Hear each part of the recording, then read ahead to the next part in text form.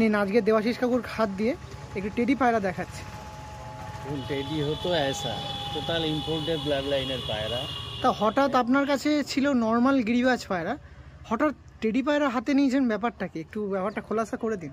দেখুন, মানুষ তো সারা জীবন একটা চেষ্টাই করে যে সে কীভাবে আরও বেশি উপরে উঠতে চায়। বিশ্বাস করুন, আমি তো সারা দেশ ঘুরেছি, প্রচুর পরিচিতি আছে, আমারও পুরনো লাইনের বহু পায়রা আছে 10 ঘন্টা 12 ঘন্টা 13 ঘন্টা ফ্লাই করে। কিন্তু এইখানটায় এসে যে জিনিসটা আমি দেখলাম, যে বিশেষত্বটা দেখলাম, সেটা কিন্তু আমার এই 40 বছরের অভিজ্ঞতায় পাইনি।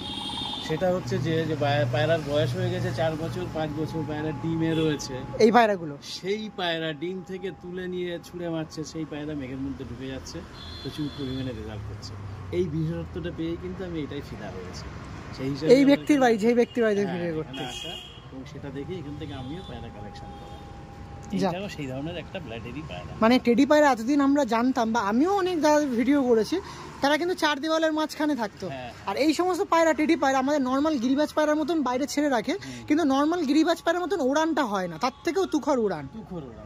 আর এই যে সকল টেডি পায়রা এখানে আছে, যে একটা উড়ছে না এরকম কিন্তু ব্যাপার না। যে পায়রা আপনি ডিমে রেখে দেবেন, সেই পায়রা বাড়ি এসে বলবেন এই পায়রা উড়ান, এই পায়রা উড়বে।